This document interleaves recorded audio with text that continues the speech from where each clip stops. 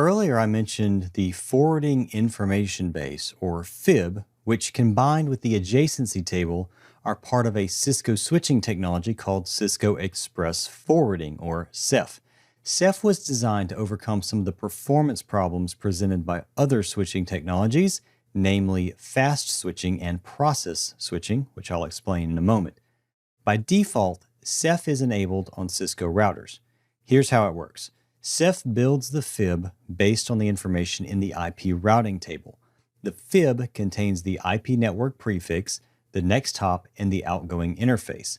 The FIB is built in such a way that lookups are faster than they would be searching through the IP routing table. CEF also builds the adjacency table, which is built from information gleaned from ARP in the case of IPv4 or Neighbor Discovery Protocol in the case of IPv6.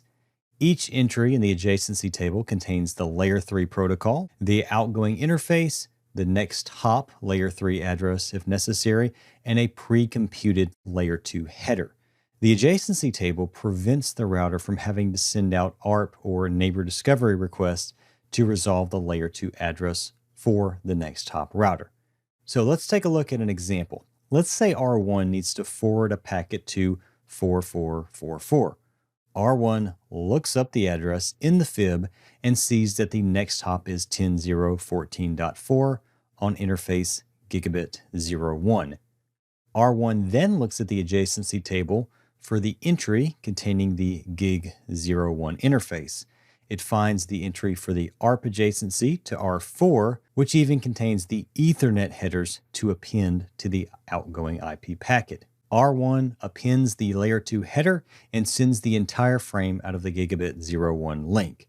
Now, what about the other two switching methods, fast switching and process switching? Well, fast switching uses the IP routing table for initial route lookups, but it builds a cache, so subsequent lookups for the same IP prefix will use that cache. You can view these cache entries with the command show IP cache. This works fine with a small number of prefixes, but when you get into a large number of prefixes, fast switching does not work so well because the cache can only hold so many entries. The other method, process switching, is even uglier than fast switching. Process switching simply uses the IP routing table for prefix lookups and doesn't cache anything. Each and every packet that comes into the router triggers a separate lookup. This causes the CPU utilization on the router to skyrocket, and of course, performance suffers.